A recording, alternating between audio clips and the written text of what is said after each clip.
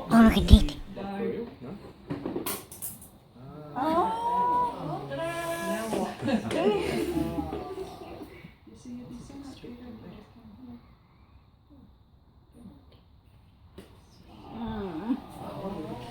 What's an owl? Me look at the owl. Welcome, Cricket. So, yeah, I believe she's about 8 months old. Well, look at that. So, she weighs about 200 grams. The females are a little bit bigger than the males. So,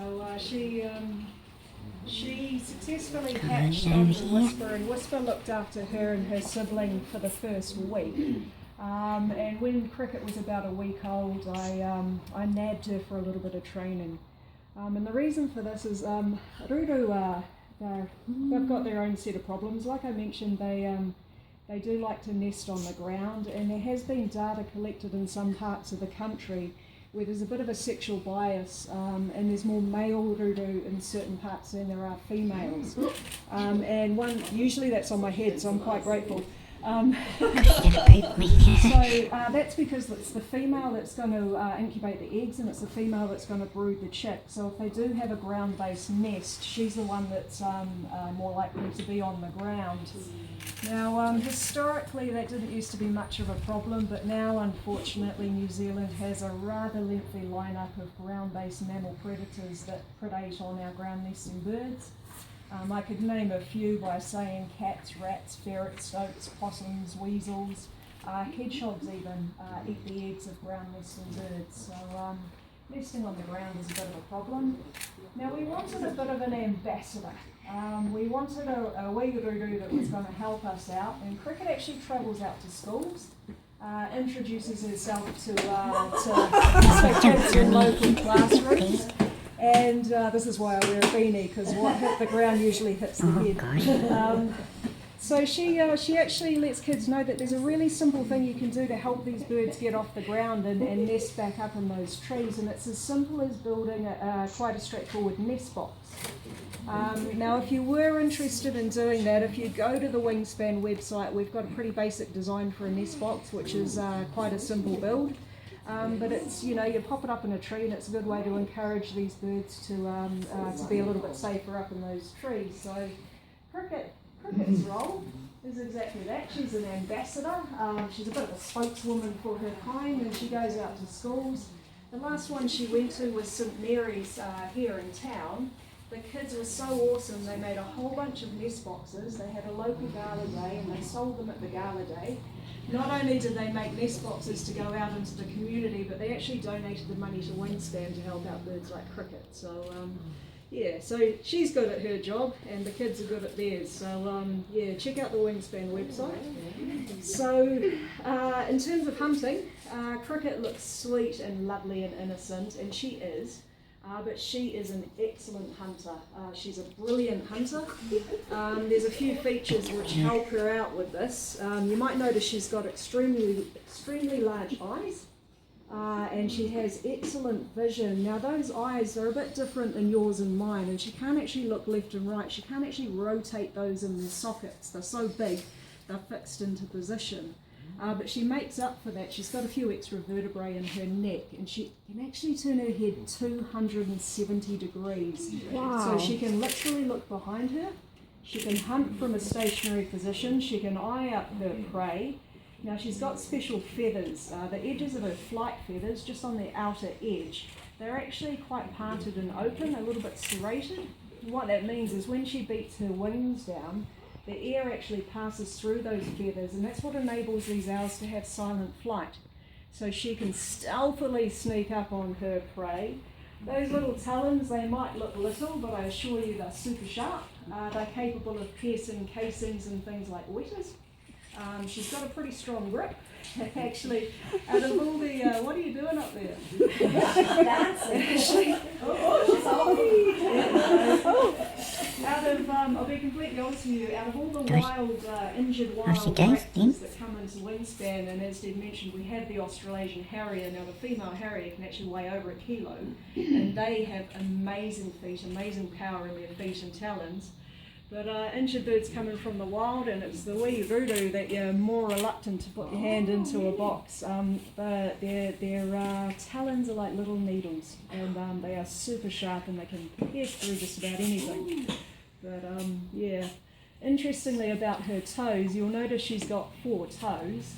When she was actually born with 3 of those toes facing forward and 1 facing backwards. Just as she was getting to that age where she was starting to stand, 1 of those toes turned towards the back. So she's got 2 facing backwards and 2 facing forwards. It's a bit of a floater and it can move around. It's quite clever. But what it means is she can have precision grip on the finest of branches. So she can be sitting in a tree, hanging on to the smallest of branches. She can get some awesome hunting positions that way.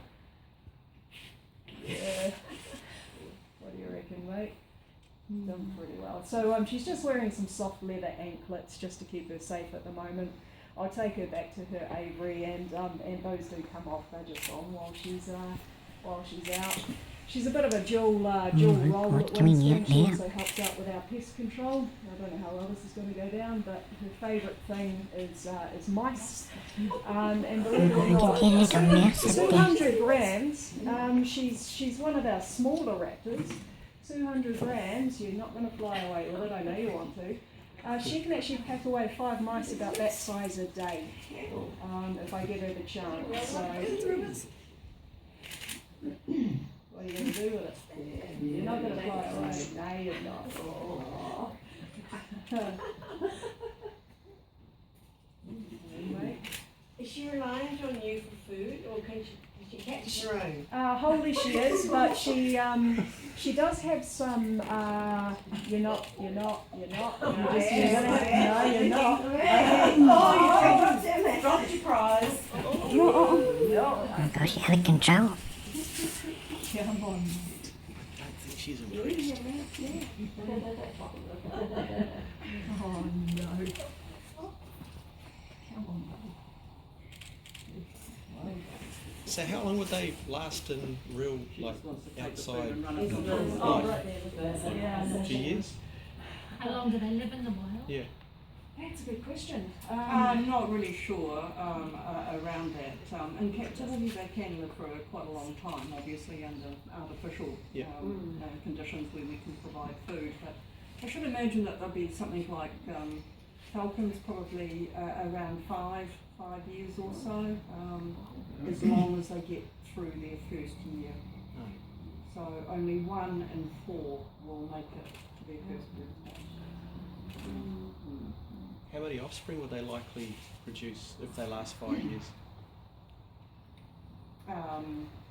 3 or possibly 4 in a clutch per year. Oh, right, okay. And of course not breeding in their first year, so one of the biggest issues for Karearea now is that they don't just nest in trees, they also nest on the ground. And of course that used to work in the old days. So they'll sometimes, in the absence of large native trees, being able to burrow and nest in those, they'll often nest on the ground in the skirts of dead leaves on big Pinky pongas, for example, and that's where the eggs, where cricket came from as an egg, was in the skirts of this tree fern on the ground. She just wants to grab it and run. Mine. You hear me get told off there? Oh, that's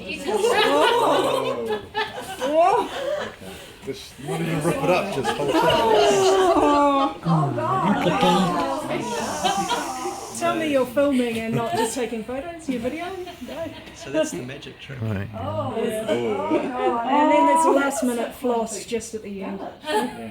eyes will close. Is that how they normally eat them? You just hold Yeah, yeah. If it was bigger than that, she tends to rip the limbs off until it's sort of a little bit more streamlined. Oh, that gave you So she's actually really clever because these guys will hunt things like weters and crickets, things with sharp, spiky legs.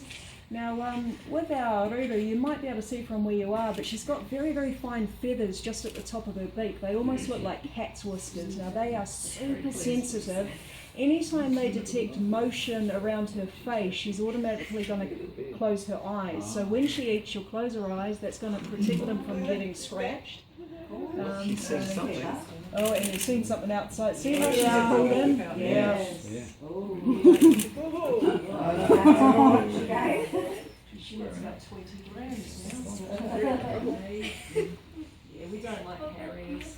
Maybe she's seen Dave. Right, I think that might, I think that we've done was pretty well. awesome. Bye-bye. Of course, everybody's feeling hungry now. See in our relationship and our connection with these guys. Falcon mate. The siren, I earned trust. Got and to that's stay what I got really but the rest still of it is purely or you'll land based. So on your she head. goes to the lure because she knows there's food on it. She'll come back to my glove because she knows there's food on it. So, Don't you, mate? always looking for the, always looking for the chicken wing that I've just put up on the perch there. Ta-da! Oh, yeah.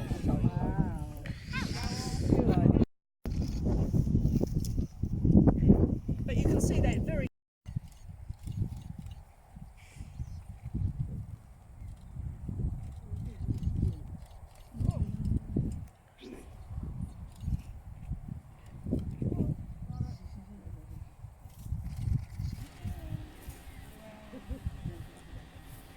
Well, what a great day. Check out some of these pictures I took and then go have a look at the Wingspan website. It's really worth going out there to see these real life birds flying around, and you can get the whole one.